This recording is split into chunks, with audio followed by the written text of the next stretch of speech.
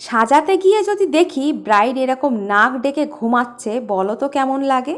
হ্যাঁ, এই ব্রাইডের নাক ডাকানোর গল্পই আজকে তোমাদের সঙ্গে শেয়ার করব। তো চলো, হ্যালো এভরিওয়ান, আমি মেকআপ আর্টিস্ট সাথী মণ্ডল আর চলে এসেছি তোমাদের সঙ্গে আজকে একটা রিসেপশন ব্রাইডের গল্প শেয়ার করতে।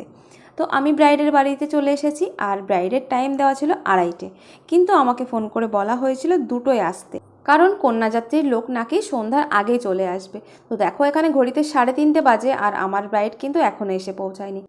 তো বসে থেকে থেকে কি করবে, আমার অ্যাসিস্ট্যান্ট এখানে রিল বানাতে শুরু করেছে। আর তারপরে আমি ওকে বললাম যে যাও তুমি এবার ওকে ডেকে নিয়ে এসো, তা না হলে কিন্তু এবার সমস্যা হয়ে যাবে। যেহেতু কন্যাযাত্রীর লোক তাড়াতাড়ি চলে আসবে, তো আমারও একটা তাড়া ছিল যে ওকে আমার তাড়াতাড়ি রেডি করতে হবে। তো ও গিয়ে ওকে বলে তুমি তাড়াতাড়ি এসো, নাহলে কিন্তু তোমার লেট হয়ে যাবে।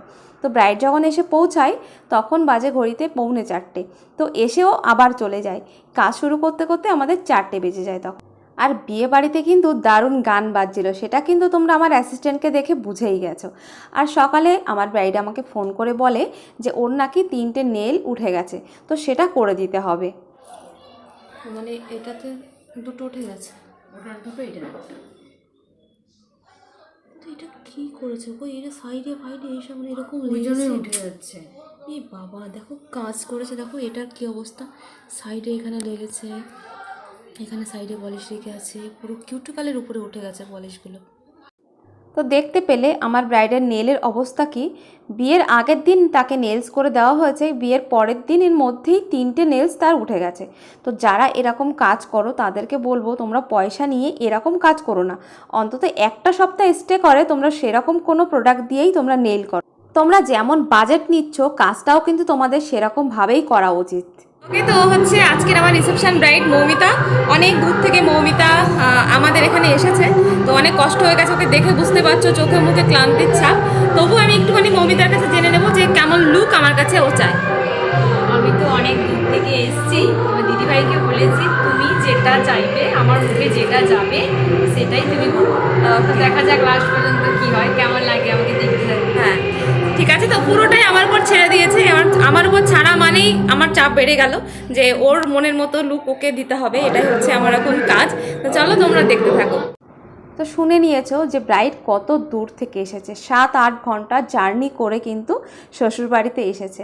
মেয়েদের জীবনটা এরকম না, যখন বিয়ে হয়ে শ্বশুরবাড়িতে চলে যায়, সেটা যত দূরেই হোক না কেন শ্বশুরবাড়িতে তাকে যেতেই হবে, এটাই মেয়েদের জীবন। তো যেহেতু এত দূর থেকেও এসেছে, আর বিয়ের আগে থেকে প্রত্যেকটা মেয়েরই কিন্তু একটা টেনশান কাজ করে যে কি হবে, নতুন জায়গায় যাব, কেমন হবে, সেখানকার মানুষজন কেমন হবে। তো এসব টেনশান তো থাকেই। তো এইসব টেনশানে কিন্তু প্রত্যেকটা মেয়েরই ভালো করে খাওয়া হয় না, ভালো করে ঘুম হয় না এইসব টেনশানের কারণে। তো আমার এই ব্রাইডের ক্ষেত্রেও ছিল সেম। আর এতটা জার্নি করে ও এসেছে, অনেকটা ক্লান্তও কিন্তু ছিল, সেটা তোমরা ওর চোখে মুখে দেখে বুঝতেই পারছো যে কতটা ক্লান্তির ছাপ। তো মেকআপ করতে করতে আমার ব্রাইড একদম পুরো ঘুমিয়ে পড়েছে। আর তোমাদেরকে যেটা বললাম যে ওর নাক ডাকাচ্ছিল, না ও কিন্তু নাক ডাকায়নি, তবে ও ঘুমিয়ে পড়েছিল। দেখো একদম ঘুমে ওর পুরো বিভোর হয়ে গেছে। আমি যে কখন ওর মাথাটা আস্তে আস্তে সোজা করে দিয়েছি ও সেটা নিজেও জানে না।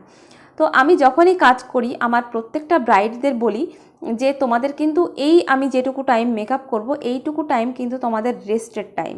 প্রত্যেকটা ব্রাইডকে আমি বলি যে তোমরা ঘুমিয়ে পড়ো, কারণ ঘুমালে কিন্তু শরীরটা অনেকটা ফ্রেশ এবং অনেকটা কিন্তু এনার্জিও বেড়ে যায় ঘুমালে। সেটা আমরা নিজেদের দিয়ে বুঝি, তাই না? যখন আমাদের ঘুম না হয় তখন কিন্তু আমাদের শরীরটাও ক্লান্ত লাগে এবং অনেকটা এনার্জি লস মনে হয়। যখন একটা ফ্রেশ ঘুম হয় তখন মনে হয় যে না, শরীরটা চনমনে হয়ে গেছে, মনটাও ভালো লাগে আর শরীরটাও ভালো লাগে। আর ব্রাইড কিন্তু আমাকে আগে থেকে বলেছিল যে ওর বিয়ের দিনের যে মেকআপ আর্টিস্ট মেকআপ করেছিল ওর সাথে অনেক গল্প করেছে, তো সেই জন্য সেদিনও ঘুমানোর চান্স পাইনি। তো আমি বললাম যে না, সেদিন ঘুমাওনি, আজকে তোমাকে ঘুমাতে হবে। আর আমি এটাই করে থাকি, সব ব্রাইডদের ক্ষেত্রে আমি এটাই করি, তাদের সঙ্গে গল্পটা কম করি। যতক্ষণ সে জেগে থাকে বা যতক্ষণ তার মেকআপটা স্টার্ট না হয় ততক্ষণ যেটুকু কথা বলার, আমার যেটুকু জিজ্ঞাসা করা সেটুকু আমি করে নিই। তারপরে বলি এবার তোমাকে আমি ঘুম পাড়িয়ে দেবো, তুমি একদম ঘুমিয়ে পড়ো। তো আমার মনে হয় এটা আমাদের প্রত্যেকটা মেকআপ আর্টিস্টেরই করা উচিত ব্রাইডদের কথা ভেবে। তোমরা যারা মেকআপ আর্টিস্টরা এই ভিডিওটা দেখবে তারা আমার সঙ্গে একমত কিনা অবশ্যই কিন্তু জানাতে ভুলো না। আর কথা বলতে বলতে আজকের ব্রাইড কিন্তু আমার পুরো রেডি হয়ে গেছে। তো ব্রাইডকে কেমন লাগছে তোমরা যারা দেখছো তারা কিন্তু একদম জানাতে ভুলো না। আর 2025-2026 কিন্তু ব্রাইডাল বুকিং চলছে। যারা চাইছো নিজেদের স্পেশাল দিনে আমাকে বুক করতে তারা কিন্তু অবশ্যই তাড়াতাড়ি তোমরা কন্ট্যাক্ট করো আর তোমাদের ডেটটা বুক করে নাও। ব্রাইডকে রেডি করার পরে তারপরে ছিল একটা পার্টি মেকআপ, এটা ব্রাইডেরই বোন। তো কাজ পুরো কমপ্লিট হওয়ার পর আমরা চলে যাই ব্রাইডের যেখানে বসিয়েছে সেখানটা, কারণ দারুণ সুন্দর করে সাজানো ছিল। তো ভাবলাম একটু ভিডিও নিয়ে নিই, কারণ আমরা যখন ঢুকেছিলাম তখন তো লাইটিংগুলো ছিল না। তো ভাবলাম একেবারে রাতেই লাইটিংগুলো যখন স্টার্ট হবে তখন ভিডিও নেব।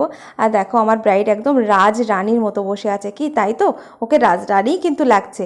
কেমন লাগছে তোমরা কিন্তু অবশ্যই কমেন্টে জানাতে ভুলো না। তো আজকের মতো টাটা, বাই বাই সবাইকে।